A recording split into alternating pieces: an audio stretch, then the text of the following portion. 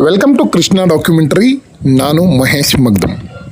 ನದಿ ಎಂದರೆ ಅದು ಕೇವಲ ಹರಿಯುವ ನೀರಲ್ಲ. ನದಿಗಳು ಪ್ರಕೃತಿಯ ಅಮೂಲ್ಯ ಸಂಪತ್ತು, ನಾಗರಿಕತೆಗಳ ತೊಟ್ಟಿಲು, ಜೀವ ವೈವಿಧ್ಯದ ಉಸಿರು. ಅವು ಮಾನವ ಜೀವನ, ಕೃಷಿ, ಪರಿಸರ ಹಾಗೂ ಆರ್ಥಿಕತೆಯ ಅಭಿವೃದ್ಧಿಯ ಜೀವನಾಡಿಗಳಾಗಿವೆ. ಇತಿಹಾಸದಲ್ಲಿ ನಾಗರಿಕತೆಗಳು ಬೆಳೆದು ಬಂದದ್ದು ನದಿ ತೀರಗಳಲ್ಲೇ. ಆದ್ದರಿಂದ ನದಿಗಳನ್ನು ಜೀವದಾಯಿನಿ ಎಂದು ಕರೆಯುತ್ತದೆ. ಕುಡಿಯುವ ನೀರು, ಕೃಷಿ, ವಿದ್ಯುತ್ ಉತ್ಪಾದನೆ, ಪರಿಸರ ಸಂರಕ್ಷಣೆ, ಪ್ರವಾಸೋದ್ಯಮ ಹೀಗೆ ಹಲವು ರೀತಿಯಲ್ಲಿ ನದಿಗಳು ಬಳಸಲ್ಪಡುತ್ತವೆ. ಸಹಸ್ರಾರು ವರ್ಷಗಳಿಂದ ಕೋಟ್ಯಾಂತರ ಜನರ ಜೀವನವನ್ನು ಪೋಷಿಸುತ್ತಿರುವ ದಕ್ಷಿಣ ಭಾರತದ ಪ್ರಮುಖ ನದಿಗಳಲ್ಲಿ ಕೃಷ್ಣಾ ನದಿಯೂ ಒಂದು. ಗಂಗಾ ಗೋದಾವರಿಗಳ ನಂತರ ಭಾರತದ ಮೂರನೆಯ ಅತಿ ಉದ್ದವಾದ ನದಿಯೇ ಕೃಷ್ಣಾ ನದಿ.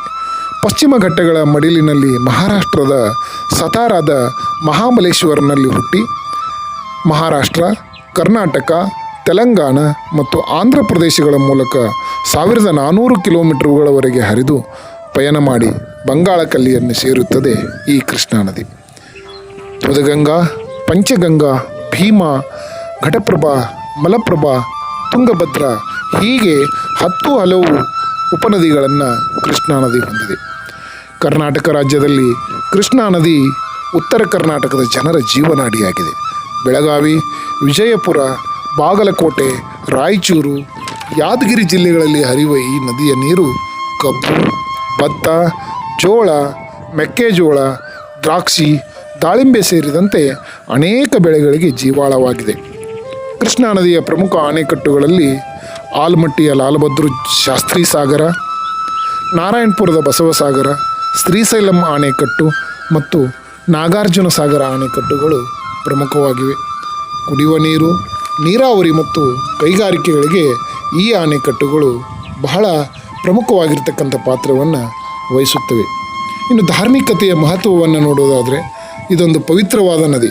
ಕೃಷ್ಣಾ ನದಿಯ ತಟದಲ್ಲಿ ನರಸಿಂಹವಾಡಿಯ ದತ್ತ ದೇವಸ್ಥಾನ, ಇತಿಹಾಸ ಪ್ರಸಿದ್ಧ ಯಡೂರಿನ ಶ್ರೀ ವೀರಭದ್ರೇಶ್ವರ ದೇವಸ್ಥಾನ, ತ್ರಿವೇಣಿ ಸಂಗಮ ಬಸವೇಶ್ವರರ ಐಕ್ಯ ಮಂಟಪ, ಆಂಧ್ರ ಪ್ರದೇಶದ ಶ್ರೀಶೈಲಂ ಮತ್ತು ವಿಜಯವಾಡಗಳಲ್ಲಿಯೂ ಕೂಡ ಅನೇಕ ಧಾರ್ಮಿಕ ಕ್ಷೇತ್ರಗಳು ಕೃಷ್ಣಾ ನದಿಯ ದಡದಲ್ಲಿವೆ.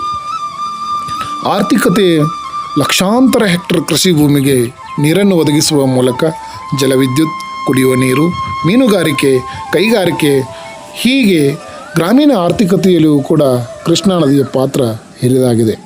ಕೃಷ್ಣಾ ನದಿ ಕೇವಲ ಒಂದು ನದಿಯಲ್ಲ, ಅದು ದಕ್ಷಿಣ ಭಾರತದ ಜೀವನಾಡಿ. ಕೃಷಿ, ಕುಡಿಯುವ ನೀರು, ವಿದ್ಯುತ್, ಕೈಗಾರಿಕೆ, ಮೀನುಗಾರಿಕೆ, ಪರಿಸರ ಮತ್ತು ಸಂಸ್ಕೃತಿಯ ಅಭಿವೃದ್ಧಿಗೆ ಈ ನದಿಯ ಕೊಡುಗೆ ಅಪಾರ. ಆದ್ದರಿಂದ ನದಿಗಳನ್ನು ಮಾಲಿನ್ಯ ಮುಕ್ತಗೊಳಿಸಿ ಉಳಿಸುವ ಮತ್ತು ಬೆಳೆಸುವ ಜವಾಬ್ದಾರಿ ನಿಮ್ಮೆಲ್ಲರ ಮೇಲಿದೆ. ಬನ್ನಿ, ನದಿಗಳನ್ನು ರಕ್ಷಿಸೋಣ, ಸಂರಕ್ಷಿಸೋಣ, ಮುಂದಿನ ಪೀಳಿಗೆಗೂ ಕೂಡ ನದಿಗಳನ್ನು ಸಾಗಿಸೋಣ. ನಮಸ್ಕಾರ.